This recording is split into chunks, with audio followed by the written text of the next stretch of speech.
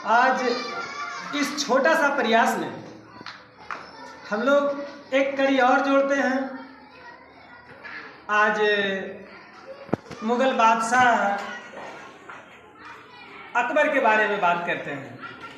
जैसा कि मैं पिछले दिन बता चुका था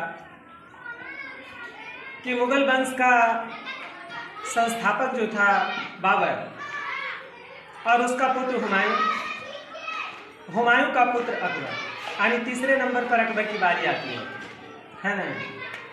अकबर को महान सम्राट कहा जाता है। इसके बारे में कुछ रोचक बातें भी हैं कि ये जो है ना, हिंदू और मुस्लिम की कट्टरता को बहुत हद तक कम करने का प्रयास है। इनके दरबार में जो मुस्लिम सरदार हुआ करते थे उससे अधिक हिंदू सरदार हुआ करते थे। कहा जाता है कि हिंदू राजा भी इनसे बहुत संतुष्ट थे। जो अधीनता स्वीकार कर लेते थे उनको जो है अपना राज्य करने के लिए जो है मतलब वहाँ का राजा वही रहते थे, सिर्फ अधीनता स्वीकार करना होता था अकबर के शासनकाल में। इनके जीवन में एक राजपूत राजा जो मेवाड़ के राजा थे, महाराणा प्रताप, उसकी मेवाड़ की राजधानी चित्तौड़ थी। महाराणा प्रताप ने कभी इनकी अधीनता स्वीकार नहीं की। इनके समय में बहुत सारे विद्वान, बहुत सारे गायक, यहाँ तक कि ये भी अपने बहुत रुचि रखते थे गायन में। और जानते हैं ये एक प्रकार के वाद्य यंत्र के बारे में कहा जाता है कि इनको बड़ा लगाव था। इन्होंने ही उसका आविष्कार किया था। उसका नाम नक्कारा के नाम से जानते हैं, नक्कारा कहते हैं उसको, है ना। इनके शासनकाल में प्रमुख गायक तानसेन, बाज बहादुर, बाबा रामदास, बैजू बावरा, ये सब फेमस थे, बहुत प्रसिद्ध थे। और हिंदू विद्वान भी बहुत थे। इसमें 3 दास याद रखने के लिए सबसे बेहतर है। 3 दास जैसे कबीर दास, सूरदास, तुलसीदास और एक बीरबल, ये चारों हिंदू विद्वान है ना। ट्रिपल दास एंड बीरबल, ठीक है। इसके अलावा चित्रकार भी प्रसिद्ध हुए। अब्दुल समद हुए, दसवंत हुए, बसावंत हुए, ये सब प्रमुख चित्रकार है ना।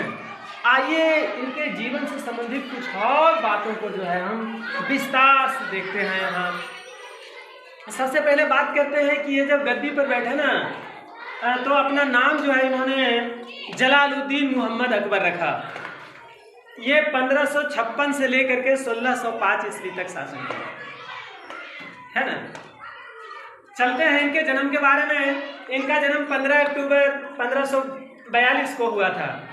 जानते हैं इनके जन्म के बारे में एक बात और है ना, कि कहा जाता है कि इनके पिताजी जो थे, जब निर्वासित जीवन शेरशाह से हार करके 1540 ईस्वी में निर्वासित जीवन जी रहे थे, तो सिंध में इनका जन्म हुआ था। एक राजपूत राजा, उनका नाम था राणा वीर साल। ये राणा वीर साल के महल में इनका जन्म हुआ था। तो कहा जाता था कि इनके पिता जो हुमायूं है ना, ज्योतिष में बड़ा विश्वास रखते थे। इनके बारे में पिछले वीडियो में मैंने बताया था कि ज्योतिष में इतना विश्वास रखते थे हुमायूं कि 7 दिन 7 रंग का कपड़ा पहनते थे, है ना। हुमायूं 7 दिन अलग अलग रंग के कपड़ा पहनते थे। तो वो ऐसा ये भी मानते थे ना, अपने पुत्र जब अकबर जब पैदा हुए तो इन्होंने क्या किया कि छुपा करके रखा। सही तिथि इन्होंने बताया नहीं, है ना। मैंने देखा है कि इतिहास की पुस्तकों में इनके जन्म का जो डेट है ना, इसमें कहीं कहीं अंतर पाया जाता है 15 अक्टूबर वाला में, है ना। इसके पीछे यही कारण है कि वो छुपाना चाहते थे। वो बहुत ज्योतिष में विश्वास रखते थे, इसलिए। चलिए और देखते हैं। हुमायूं थे उस तरह के। तो और इनकी मृत्यु जो है अक्टूबर 1605 ईस्वी में हुई, है ना। 14 फरवरी 1556 को ये गद्दी पर बैठे। 14 फरवरी 1556 ईस्वी को, है ना। लगभग इनकी आयु 13 वर्ष, वही 4-5 माह के आसपास, यानी 13 वर्ष कुछ माह में वो गद्दी पर बैठ गए। कम उम्र में गद्दी पर बैठे। इनकी मृत्यु जो हुई हुमायूं की ना, वो क्या है कि पुस्तकालय की सीढ़ियों से गिर करके हुई। तो पुस्तकालय पढ़ने के लिए नहीं जा रहे थे या गए थे, वो अलग बात है। ये बहुत शराब के नशे में पुस्तकालय की सीढ़ी से गिर गए और इनका निधन हो गया। तो कुछ दिनों तक छुपा करके रखा गया, क्योंकि अकबर जो थे कम आयु के थे। तो कहा जाता है कि कुछ दिन तक जो है अकबर को गद्दी पर बिठाने के लिए इनका जो संरक्षक बने, संरक्षक बैरम था, जो संरक्षक बने, ये जो है जब तक गद्दी पर नहीं बैठे तब तक जो है इनको छुपा करके रखते थे, गुप्त रखा करते थे। उसके बाद जब गद्दी पर बैठे, सिंहासन संभाले, तो 1556 से लेकर के 1560 ईस्वी तक बैरम खां जो है संरक्षक बने रहे, और इनका देख रेख रखवाला के रूप में, इनका बॉडीगार्ड के रूप में बने रहे संरक्षक बैरम खां। आगे बढ़ते हैं। जैसा कि बता चुके हैं कि सिंध का राजा थे अमरकोट। अमरकोट उस सिंध क्षेत्र में पड़ता है, वही का राजा थे राजा बिरसाल। इन्हीं के महल में इनका जन्म हुआ था 15 अक्टूबर 1542 ईस्वी में। इनकी माता का नाम हमीदा बानो बेगम और पिता जैसा बता चुके हैं हुमायूं, है ना। और आगे बढ़ते हैं। जैसे ही गद्दी संभाले फरवरी 1556 ईस्वी में, ठीक उसके बाद पानीपत की दूसरी लड़ाई प्रारंभ हुई 5 नवंबर 1556 ईस्वी को, जिसमें हेमू नाम का एक नए हिंदू शासक थे, और वो उस युद्ध में हेमू की हत्या की गई, है ना। और उनकी जो है अपना सत्ता समाप्त हो गई और अकबर सत्तासीन हो गए थे। आगे बढ़ते रहे।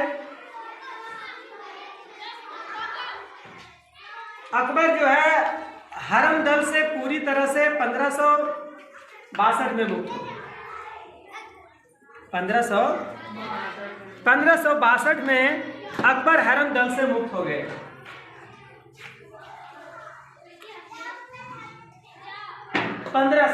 ईस्वी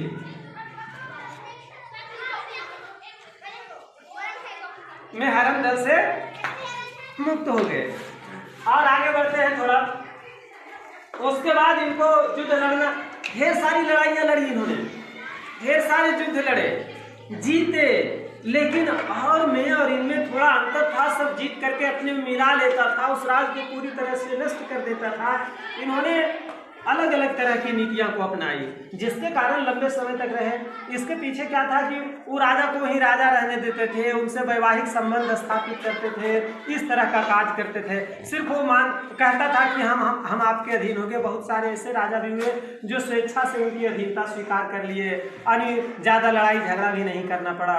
तो इस तरह की जो नीति थी न, इनको लंबे समय तक शासक बनाए रखने में महत्वपूर्ण भूमिका निभाई। ठीक है। महाराणा प्रताप का युद्ध इनके साथ फेमस इसलिए होता है ना, कहा जाता है कि महाराणा प्रताप जंगल में रहना स्वीकार किए, घास की रोटी खाना स्वीकार किए, लेकिन अकबर की अधीनता को स्वीकार नहीं किए महाराणा प्रताप। इनके साथ युद्ध हुआ था 18 जून 1576 ईस्वी को। 18 जून 1576 ईस्वी को महाराणा प्रताप के साथ। महाराणा प्रताप की मृत्यु 19 जनवरी 1597 ईस्वी को 57 वर्ष की अवस्था में हुई। महाराणा प्रताप जानते हैं, गुजरात 1571 ईस्वी में इन्होंने जीता। तो गुजरात विजय में सबसे पहले इसने समुद्र को देखा, पुर्तगालियों से मिला गुजरात विजय, है न। और इतना ही नहीं, गुजरात विजय के उपरांत इन्होंने बुलंद दरवाजा का निर्माण किया, है न, फतेहपुर सिकरी में, है न। और अपनी राजधानी भी वहां ले गए। ठीक है, लेकिन शीघ्र ही वहां से कुछ ही समय के बाद राजधानी हटानी पड़ी। इसका सबसे प्रमुख कारण था वहां पानी का अभाव। पानी के अभाव के कारण फतेहपुर सीकरी से अपनी राजधानी को ये हटा लिए। ऐसा माना जाता है ना कि अपने शासनकाल में ये जो है अपनी राजधानी सबसे ज़्यादा बदले। कभी फतेहपुर सीकरी ले गए, कभी लाहौर ले गए, कभी दिल्ली, कभी आगरा। इस तरह से कुछ विद्वानों का कहना है कि अपने राजकाज के शासन में जो है लोगों को समान रूप से अवसर या विकास या उस क्षेत्र में विकसित करने के उद्देश्य से ऐसा किया। अब विशेष उद्देश्य क्या था ऐसा विद्वानों का मत है, लेकिन अपनी राजधानी बहुत बदलते रहे, है ना।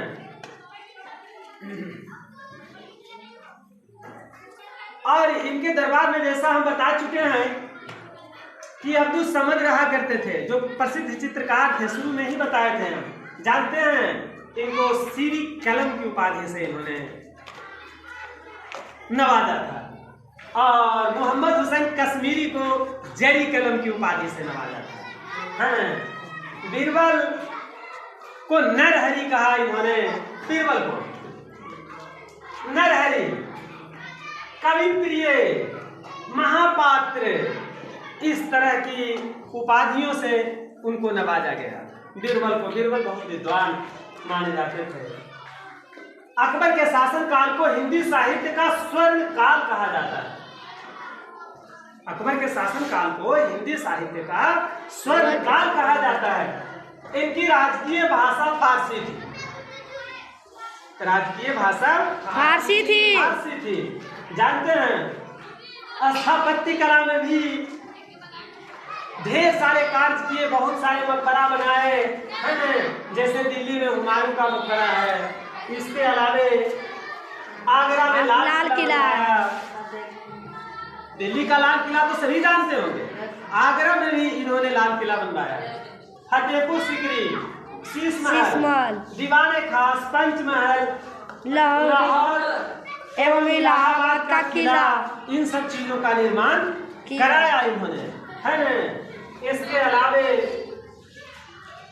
ये प्रसिद्ध हैं किस लिए? नवरत्न, है ना। कहा जाता है कि इनके दरबार में नवरत्न हुआ करते थे। क्या हुआ करते थे? नवरत्न हुआ करते थे। उन नवरत्नों के बारे में जरा हम बात करते हैं, जिसमें नंबर 1 है अबुल फजल, अकबरनामा के रचनाकार, और इनके द्वारा जो धर्म चलाया गया दीन इलाही, तो दीन इलाही का सबसे हेड तो अकबर थे। उसके बाद इसके पूरे दीन इलाही की जिम्मेवारी इन्हीं के पास थी, अबुल फजल के पास, है ना। हाँ, तो बहुत बड़ी जिम्मेवारी थी इनके पास। इसके बाद और आगे बढ़ते हैं, है जी, ये इनका बड़ा भाई, किनका बड़ा भाई? अब्दुल फजल का, है जी, अबुल फजल का बड़ा भाई, है ना। ये उनके राज का राज कवि थे। क्या थे? राजकवि थे। और उन्होंने जो अनुवाद विभाग बनवाया था ना, अकबर ने एक अनुवाद विभाग बनवाया। अनुवाद विभाग में क्या था ना कि बहुत सारे अलग अलग धर्मों के ग्रंथों को फारसी में अनुवाद कराया गया। जैसे रामायण का फारसी में अनुवाद करवाया गया, महाभारत का करवाया गया। तो महाभारत को जो फारसी में अनुवाद करवाया गया उसको रजमनामा के नाम से जाना जाता है, जिसका मतलब होता है युद्धों की पुस्तक, है ना। इतना ही नहीं, पंचतंत्र का भी अनुवाद करवाया, है ना। सूरदास द्वारा लिखी एक पुस्तक को भी इन्होंने अनुवाद करवाया फारसी में, उसका नाम सहेली रखा, है ना। तो अनुवाद विभाग जो था बड़े बड़े धार्मिक ग्रंथों को जो है अनुवाद करवाता है ना। तो इसमें जो है प्रमुख भूमिका निभाते थे। बीरबल से तो सब परिचित हैं। अकबर बीरबल की कहानी तो सारे लोग जानते हैं, है ना। बहुत सारे लोग बीरबल से परिचित हैं उनकी कहानियों को लेकर के। ऐसे बीरबल के बचपन का नाम महेश दास था, वे हिंदू शासक थे, है ना। और यूसुफ जाहियों के विद्रोह को दबाने में जो है इनकी मृत्यु हुई। अकबर, सॉरी, बीरबल, है ना। बीरबल की मृत्यु यूसुफ जाहियों के विद्रोह को दबाने के दरमियान हुई।